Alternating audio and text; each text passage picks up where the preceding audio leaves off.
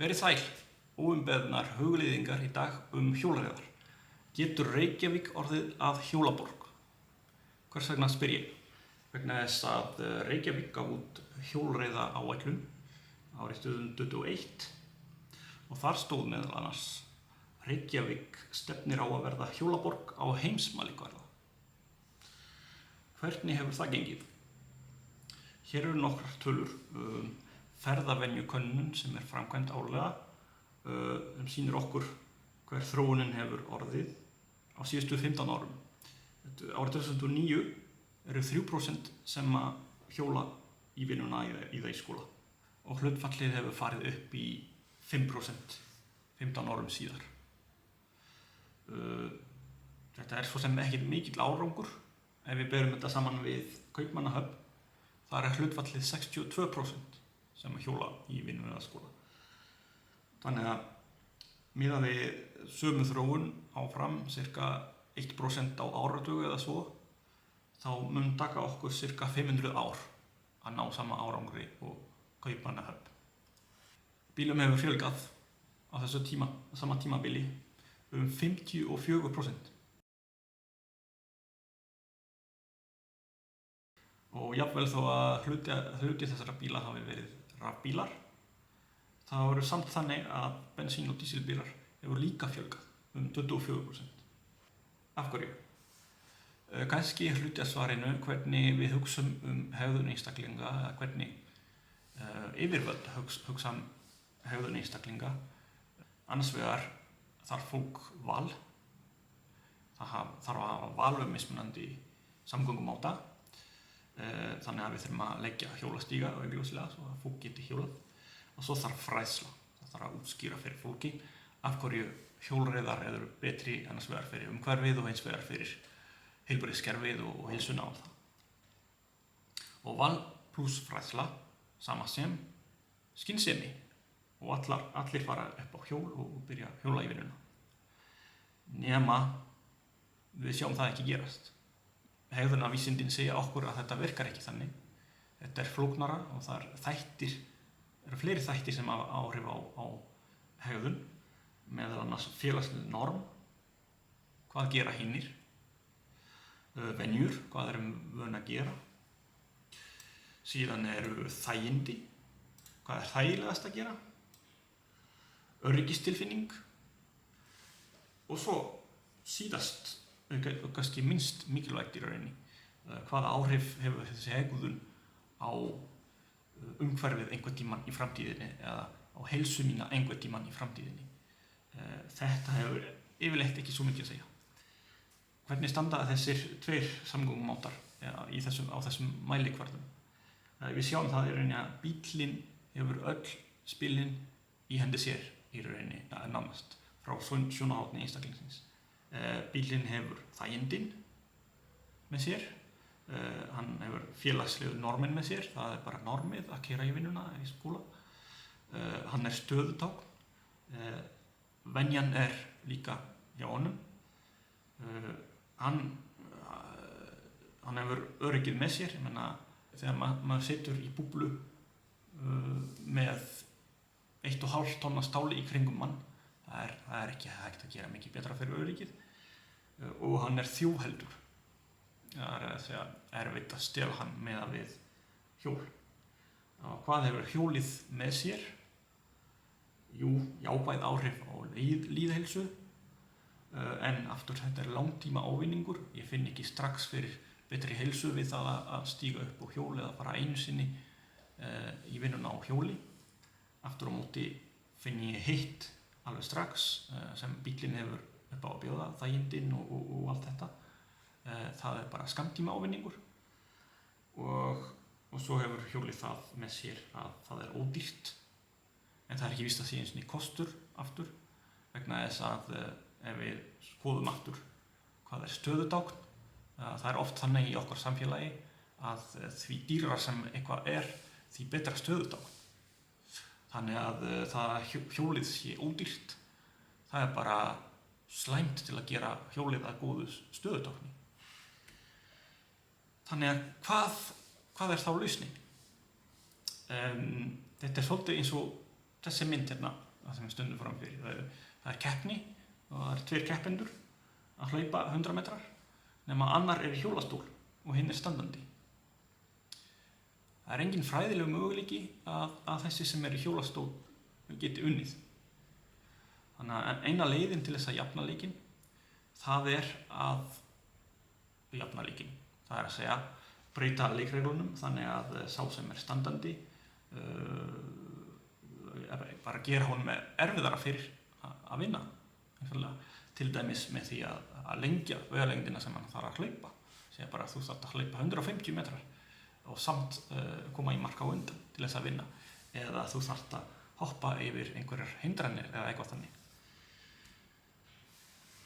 Hérna eru hjólarar í Amsterdam. Og þá kemur þessi spurning, hvernig hafa Hollendingar og Danir farið að þessu? Og þá kemur að þessari vísindagrein sem ég að vísa í, sem gerir lista yfir allar aðgerðir í rauninni sem þeir hafa farið í, og ég ætla ekki kannski fara í þær allar, en svona helstu aðgerðir. Lækka hámarkshraða. Það bæði til þess að auka öryggið, þannig að fólk sem á hjóli finni fyrir meira öryggi, en líka til að auka samkeppnishæfni. Ef bíl getur ekki komist miklu hraðar en hjól, þá ekki lengur svo mikill ávinningur í tímatalið að vera á bíl. Breyta bílagötur í hjólagötur, að hluta til eða í heild, til dæmis skipta götuna í tvennt og hafa hana einstefna fyrir bíla en tvístefna fyrir hjól. Það mikið gert, eða jafnvel bara breyta henni alveg í hjólagötu.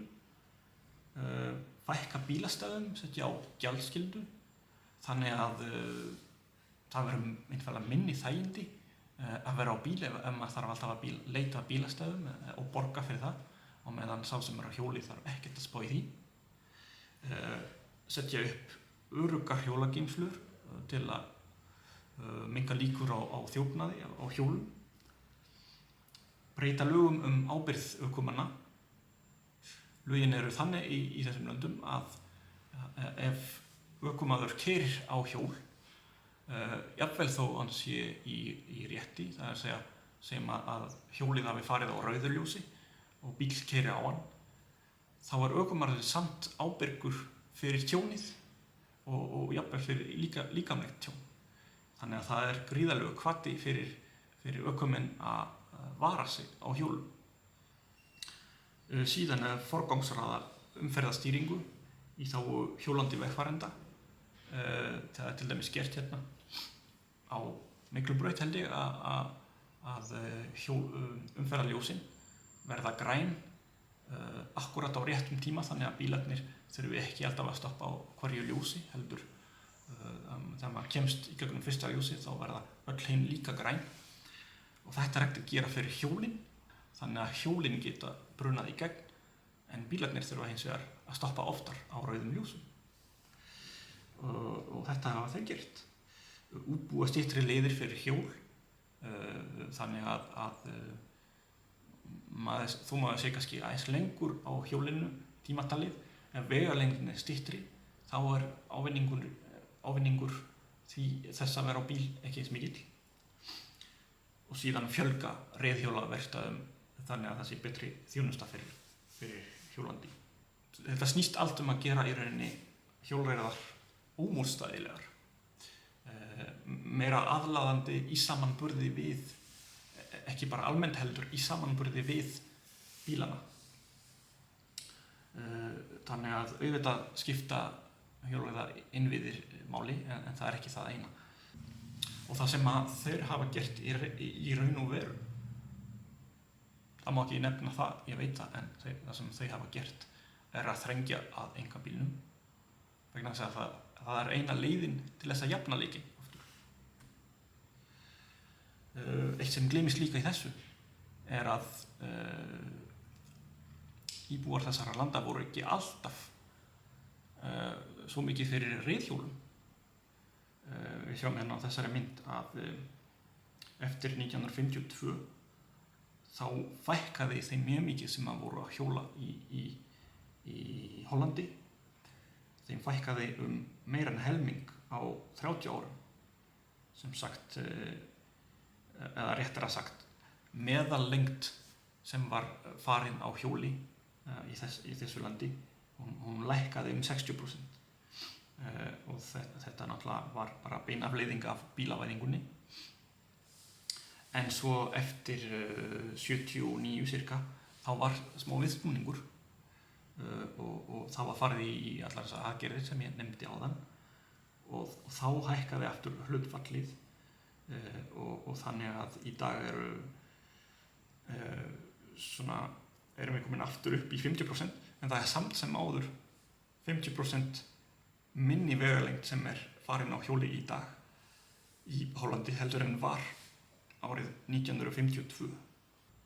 Aftur á móti í Bretlandi þá var þetta hrun ennþá hraðara og fór ennþá neðar, lækkaði 85% á 20 árum og þetta hlutfall náði sér aldrei almennilega strik aftur. Í stuttu máli, ef við viljum búa til hjólaborg, þá þarf að setja hjólreiðarnar í forgangi.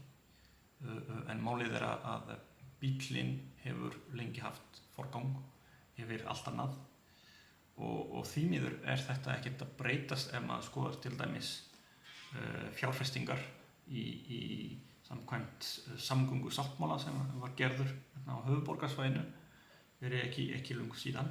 Þar sést hvert penningarnar eiga að fara og þar kemur fram að 13% af penningunum eiga að fara í göngu- og hjólastígar. Það ekki sagt einu sinni hversu mikið af þessu fer í hjólastígar, þannig að við skulum skjóta á að það sé cirka helmingurinn, það segjum bara 7%. Samkvæmt því þá eru þessi penningar 21 milljarður sem á að fara í reiðhjóla-innviði. Á meðan bara ein framkvæmd fyrir bílaumferð, það að segja Miklabraut í jarðgöng, hún kostar 45 milljarðar. Það tvöfalt meira en allur penningur sem á að fara í hjóla-innviði. Og við tökum vegaframkvæmdir í heildina þetta, það að segja framkvæmdir fyrir einkabílinn, það 130 milljarðar, 6 sinnum meira en á að setja í hjóla-innviði. Þannig að forgangsröðunin klárlega áfram í þágu bílsins og þá skiptir ekki svo miklu máli þó við séum aðeins að bæta hjóla-innviðina. Þetta eins og aftur með þessa keppendur sem eru að hlaupa 100 metra hlaupið. Við látum þessa fá orkubita sem í hjólastólnum þannig að hún geti hlaupið aðeins hraðar. En svo á sama tíma ætlum við að gefa henni 6 orkubita. Hvernig endar keppnin? Hvað getum við gert fyrir utan það að bæta hjóla-innviði sem vissulega mikilvægt? Nokkrar hugmyndir. Af hverju ekki að hætta að fjárfesta í bíla-innviði? Eigum við ekki nóg af vegum? Þurfum við ekki bara að leyfa umferðarteppum að vinna sitt verk? Það að segja þetta hlutfall þeirra sem hjóla og nota strætó sem hefur verið að aukast örlítið á síðustu árum getur verið að sé einfaldlega vegna þess að umferðin hefur verið að þyngjast og það meira og meira fólki sem nennir ekki lengur að sitja fast í umferðinni og hugsa með sér ég ætla frekar að hjóla eða ganga eða nota strætó. Getur það verið? Ef svo þá eru umferðarteppur bara mjög gott tæki til að fjölga þeim sem að nota hjólið. Og svo að lokum ein hugleiðing. Eins og ég nefndi áðan, það mjög erfitt að breyta. Við gerum það yfirleitt ekki nema við séum neydd til þess og ég var einmitt að tala Dani áðan sem að fóru í ýmsar gerðir og það var meðal annars afleiðing af olíukreppunni þegar allt í einu olían hækkaði upp úr öllu valdi olíuverð eftir kreppunni 1973 og Danir náttúrulega þurftu að spara gjaldeyri, það var dýrt að flytja inn alla þessa olíu og þess vegna fóru þau í þessar aðgerðir og þar að auki var Kaupmannahöfn nánast gjaldþrota á þessum tíma, þannig að það var ekki til peningur til að setja í almenningssamgöngur. Og þess vegna var farið í hjólainnviði í staðinn vegna þess að það var ódýrasti kosturinn. Og þetta segir okkur líka því miður að við yfirleitt breytum ekki nema við séum algjörlega upp við vegg. Við höfum engan annan kost. Þannig að hvað getum við gert til að sparka sjálfum okkur aðeins í rassinn? Ég veit ekki. Hvað með til dæmis bíllausir sunnudagar að hætti Danna? Þetta var eitt af því sem þið geruðu í olíukreppunni til að spara innflutning á olíu. Það voru settir á bíllausir sunnudagar, þar sem var bara lokað fyrir bílaumferð í Kaupmannahöfn og allir bara hjólandi eða gangandi eða í strætó. Þetta hafa fleiri borgir reyndar tekið upp síðan seinna, meðal annars Jakarta í Indónesíu, Teheran í Íran og svo ætla ég að setja hlekk hérna í kommentum á grein á Guardian sem segir frá Bogota í Kólumbíu sem hefur líka farið þessa leið að hafa bíllausa sunnudaga og mjög skemmtileg grein sem segir frá þessu. En endilega láta mig vita hvað ykkur finnst þetta á Reykjavík að vera hjólaborg eða alls ekki og hvað getum við gert eða ekki gert. Sjáumst.